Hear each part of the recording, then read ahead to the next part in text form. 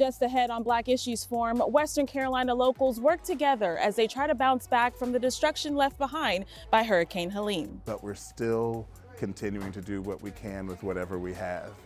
And we've witnessed God blessing it, right? Because has been enough and more than enough. Coming up next, stay with us.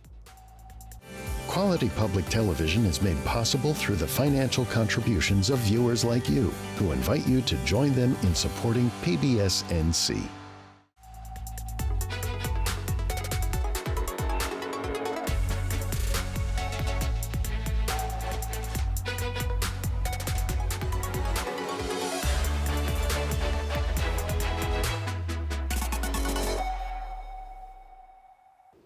Welcome to Black Issues Forum. I'm Kenia Thompson.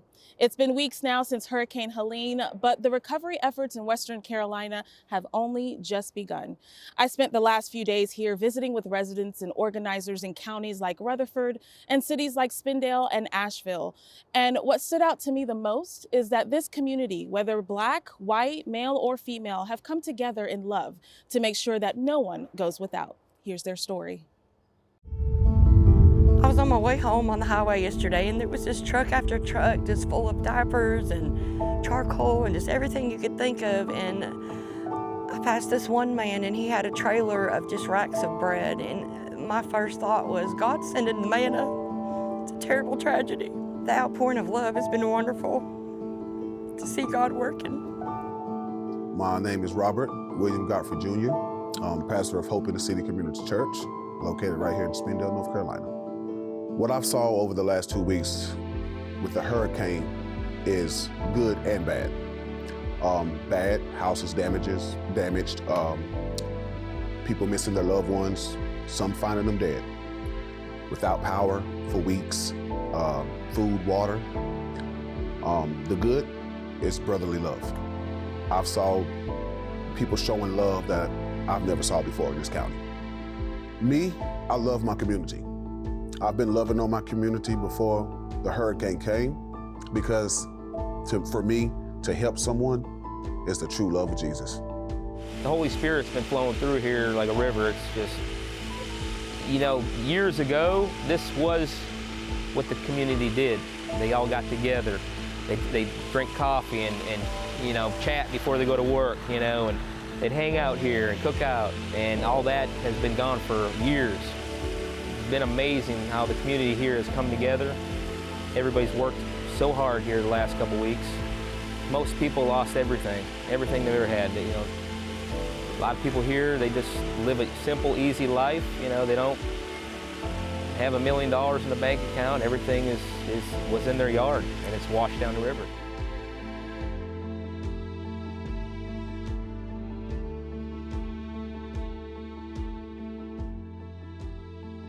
Without Democracy Green, it would have been hard for a lot of people to have food, a lot of people to have items that they need for their homes.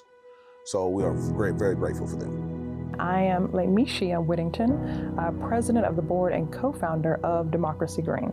Democracy Green is a full-service mutual aid and disaster relief and recovery organization, and we are the first in the nation to be an environmental climate justice conservation organization that has a disaster relief, recovery, response, and mutual aid program. I'm from the West. I'm Western North Carolina, born and reared.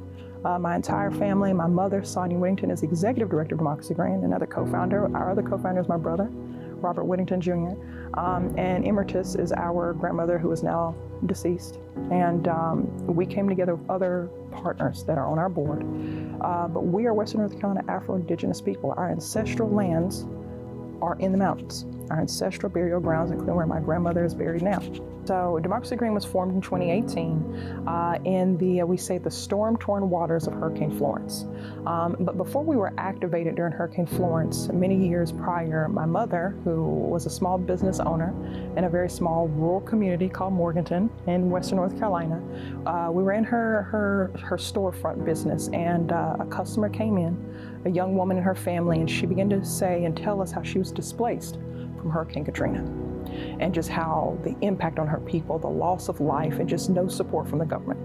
and it came delayed, if any. And so my mother in that moment was moved. I remember parts of the conversation, but I was, in high school at that point. My mother took it in prayer. And she came back and she said to our family, myself, my brother, my grandmother at the time, and she said, I think we need to become disaster trained. And we were like, okay. She said, I think we have to be prepared to maybe someday deploy into communities that are impacted by hurricanes like Hurricane Katrina. Several years later, in 2013, we did just that. We were trained by Red Cross, Salvation Army, and other volunteers that trained us to be ServSafe certified, disaster relief and response training. Like all of this training happened in 2013. But we weren't activated until 2018, Hurricane Florence. 2018, Hurricane Florence hit, and we were already, as a family, in partnership with other communities at that time, other families across eastern North Carolina. And we were conducting voter registration and education. We were talking about environmental issues and contamination. And when Hurricane Florence was about to darken the shores of southeastern North Carolina, we began to receive phone calls on Facebook. Like that this Facebook, feature that you can do through the messenger. And folks were saying, hey, you just visited my community. You brought a great event, you brought great food, and you talked about environment. And the connection was some community members, they said to us, you're the first family of color, Black people, that we've heard talk about the environment. So we wanted to call you because we need help. And we were like, well, what kind of help do you need? And they're like, we need to be evacuated. And in that moment, that disaster relief training from 2013, the prayers years before for Hurricane Katrina, that conversation in my mom's store came alive. And so we had no idea that prayer, that conversation around Hurricane Katrina in Morganton would be the actual deployment. Hurricane Katrina was nearly 20 years ago. And it's 2024, and here we are, back in Morganton, back in Rutherford County, Burke County, McDowell County, Buncombe County. All the counties are serving right now with Hurricane Helene. Is exactly what we planned, prayed for, prepared for, and now we're activated doing that same work here. We hooked up with Democracy Green through my brother Romy Patterson. We grew up together, good preacher friend of mine. He called me. Romy always helped out when we give out to the community, and he knew that I would be doing that. And he hooked me up with Democracy Green, and they have donated truckloads of stuff to us. I mean, they're driving from Raleigh, North Carolina. I mean, I believe I was talking to my sister over there. She said that she left at 5 a.m., and been on the road there for that. That takes love. That takes a will to help people. They pulled up. She was like, I got some trucks coming your way. 4 U-Hauls, big U-Hauls pulled up. They donated so much stuff that we had to cut them off. We had no more room. So they are a big part of what we've been doing lately. I'm grateful for them. What size are you? 12 to a 13. I got a nice pair for you. I'm gonna put your toilet paper and stuff in this, all right? That way you can carry it better.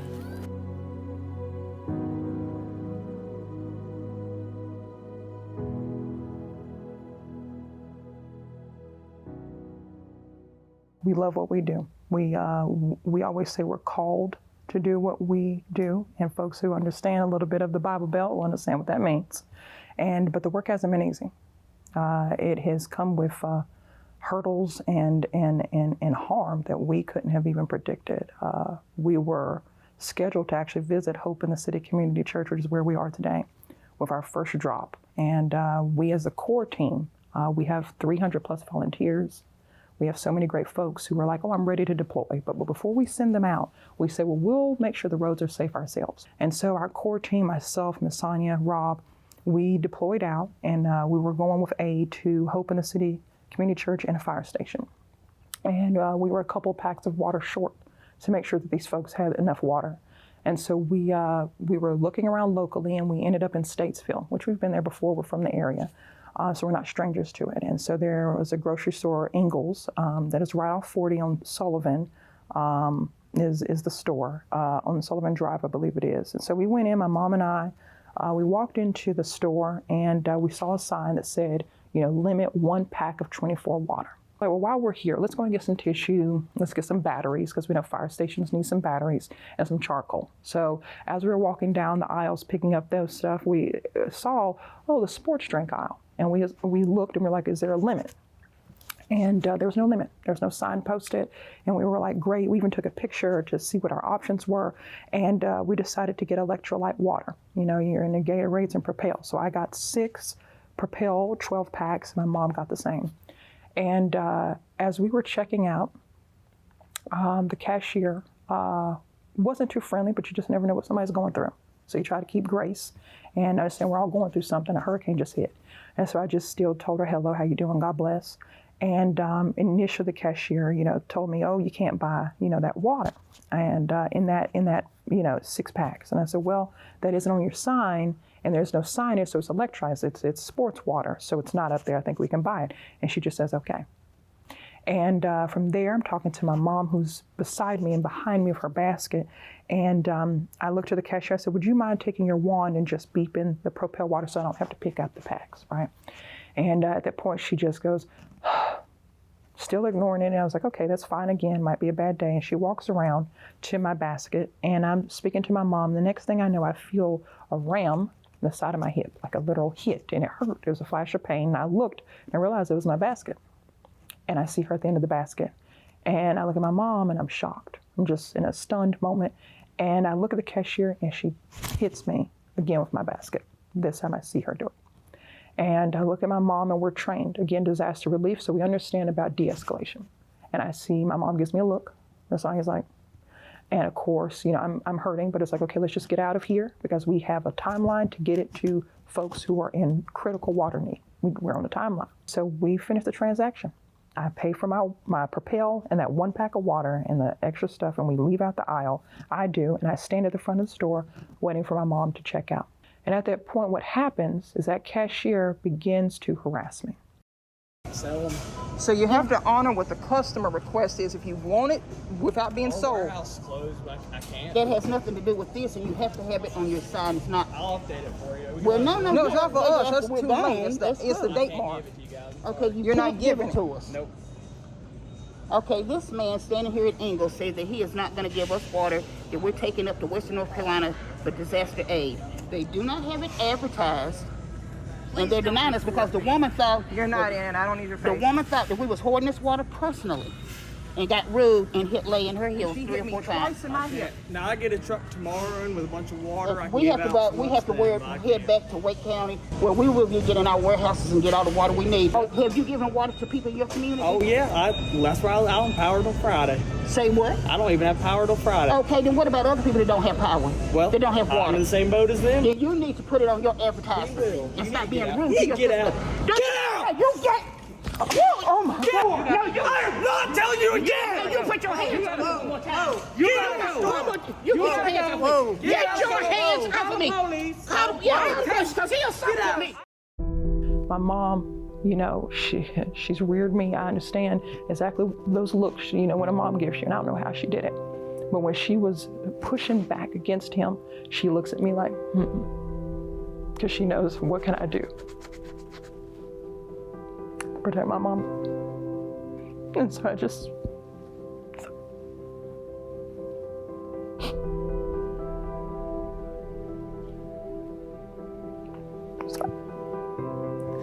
So, as my mom's pushing back, the assistant manager gets in between them both, and she hits my mom in the chest. And the assistant manager says, call the police. And my mom says, you assaulted me, so call them. Call them. And we wait until the police arrive. And at some point, the officer watches the video, watches it 2 or 3 times, and he steps back and he's like, well, I can't press charges because I didn't see it. I didn't witness it. And I can't press charges and I can't arrest him for misdemeanor, but y'all can go down to the magistrate's office and file it if you want to. And he was like, he has a right to remove you off the property. And my mom said, but he doesn't have the right to touch me, and he did not ask us to leave. He didn't ask us to leave. There's a reckoning that's happening that's coming full circle. Many folks don't know that Ingles has its operations in Black Mountain, Asheville, and Hendersonville. Our community, our family being Afro-Indigenous, our ancestral land is in Hendersonville. And Ingles for years, you know, and I'll say allegedly since we're recording, allegedly, amassed land and prevented competition from being able to purchase the land to ensure that we didn't have food insecurity in that area. This has been a historic issue of mass land grabbing and ensuring that property taxes are going up, which made it harder on elders and folks to afford areas like Hendersonville. And so now here we are in a storm, and the descendants who are recovering that are here either helping Democracy Green, or helping our people recover who are still here. And we have been receiving reports now that this incident has gone live, because we posted on Facebook. We've received thousands of people who are responding in love and support, but also folks are talking about how they've been mistreated at the same chain during this Hurricane Helene and other incidents before, but how it has escalated, where doors have been closed in people's faces, food allowed to rot and thrown out the back door instead of being given to people as aid. And this is what has been happening as a culture from a grocery store that has definitely benefited from our dollars for so many years, as well as our land for so many years. And here we are in Hurricane Helene efforts. The attempt was to stop us. Even the co-manager, his last response was, well, I don't have it. In paraphrasing that moment, I have it on video, it's online, but paraphrasing was like, well, I don't have it, they don't need it. And it wasn't just stopping us. It wasn't just the discrimination of allowing me to purchase water, but not my mom. It was the assault, but it was also right before that assault, it was, so what that other people need water? And this is a part of that Hurricane Helene effort story, because while there are great folks doing blessed things, there are other folks and corporations who are doing their hardest to stop people from getting the critical aid they need. And they don't need to benefit from the people of Western North Carolina if they cannot help the people of Western North Carolina when they're in their greatest need. So I am Douglas Bynum, pastor of St. James AME Church here in Asheville, North Carolina. Asheville has a very deep history in terms of racial divisions and issues over the years. And so witnessing the response of people coming together has been amazing. We are right now at St. James in what's called a legacy neighborhood. So in Asheville, there are several communities that are the historically Black communities. And East End Valley Street, which is the name of this neighborhood, is one of the oldest. One of the neighbors here in our community was posting on Facebook through social media and made that contact with Democracy Green. They saw the post and responded, and so we have been tremendously blessed by that work as well. We always attempt to find community-owned, community-controlled spaces so that it can get to community. It's been really great to have someone that in some ways specializes with helping organizations and the equity that goes into all of this come about. Unless you're from the community, unless you have done door-to-door, unless you have a cousin down the block or a great aunt that is up the street, you have no idea where folks are.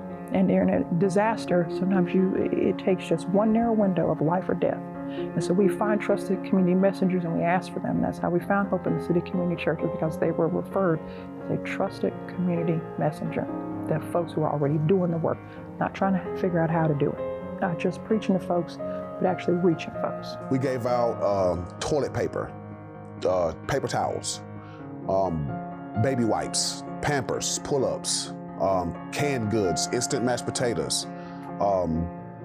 We gave out shoes, kids, all the way from kids to adults, women and men. It's a beautiful thing to see so many different people coming together, different churches, different organizations. I've met people and helped hand out food with people in this county that I've never met before, and I've been here for a long time. Also, it was a wake-up call.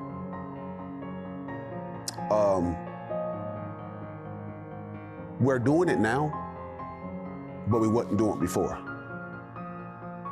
So it's a wake-up call. And I believe that this is going to change things when it comes to our community. I can speak for another community, but when it comes for our community, I believe that now more churches, more organizations, whether you're white, black, purple, pink, or green, you're going to start coming together to help your community. The Black Church has been in the center of nearly every movement in the United States, right? The civil rights movement would not have occurred without the Black church. And we are of the belief that the church is at its best when we are serving the community. The AME Church was founded on principles of social justice and social action. And so it's part of who we are as a people.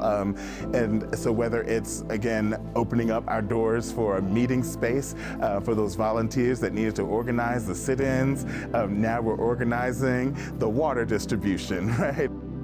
We need more Black churches out there in the community for their people. We need Black churches helping their community. So how we expect them to trust us? How will we expect them to, how can we give them information and then believe it if we're not out there with them? So again, like I said, I believe this was a wake-up call for everyone, because in my county, you don't see too many Black churches out there. I mean, we do have some, you know, kudos to those who do it, but we could use a little more.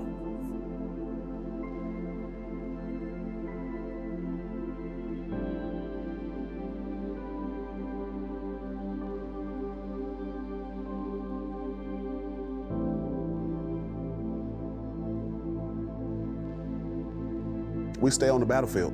We stay giving. We stay helping. We stay focused on the community, those that are in need. And then we help rebuild. Oh my God, the rebuilding process is probably going to take years. So it ain't what we're doing now. We must continue to do that in the rebuilding process. We can't give up on. We're giving them what they need now, but they're going to need us even more when it comes to rebuilding. They're going to need us coming together, cutting down trees out of the yard. They're going to need us coming together to bring meals to the elderly that's not able to get out their homes. They're going to need somebody to go down in that deep driveway when nobody else is going to go down. So that's the part that we must stay focused on. You know, right now, yes, we're helping, but it's going to have to continue. Continue on, help building the community back up. That means doing things that you wouldn't normally do to help someone else.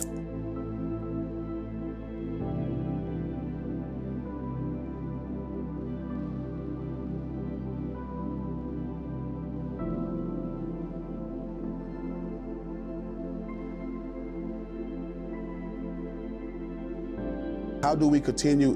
By giving true, genuine love. That's gonna always be my answer, because that's important to me.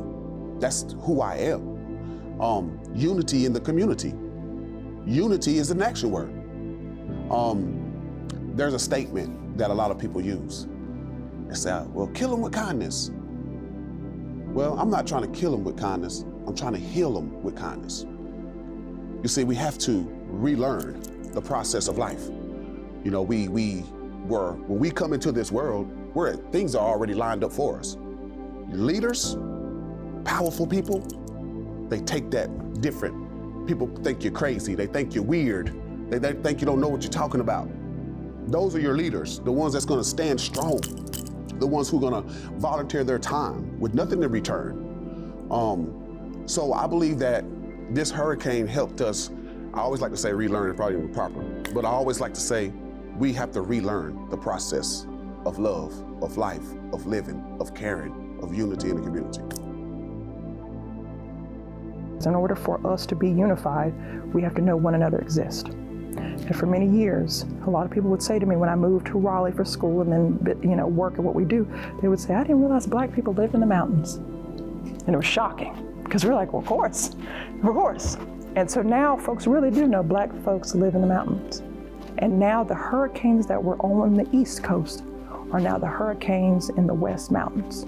And so we, as Democracy Green, have connected the East to the West, not just because the hurricanes have connected us, but because the community and us coming together, that is what connects us. When crisis happens, we understand who we are and whose we are, and we activate. We step up. And even folks who haven't stepped up before are now stepping up. It is our time because it is the year of truth. It is the year of reveal. It is revealing climate crisis. It is revealing climate change. It is revealing 1,000-year storms that have never happened. And Black folks are in the mountains just like they're in the East. We are one people. And when one hurricane hits, it impacts us all. My time in Western Carolina was met with lots of hugs, tears, and even a few I love yous. I'm grateful for their open arms during such a challenging time. And to my Western Carolina residents, I wish you all the best. To you, I thank you for watching today's episode. You can continue to engage with us on Instagram using the hashtag Black Issues Forum. You can also find our full episodes on pbsnc.org/Black Issues Forum and on the PBS video app. For Black Issues Forum, I'm Kenia Thompson. I'll see you next time.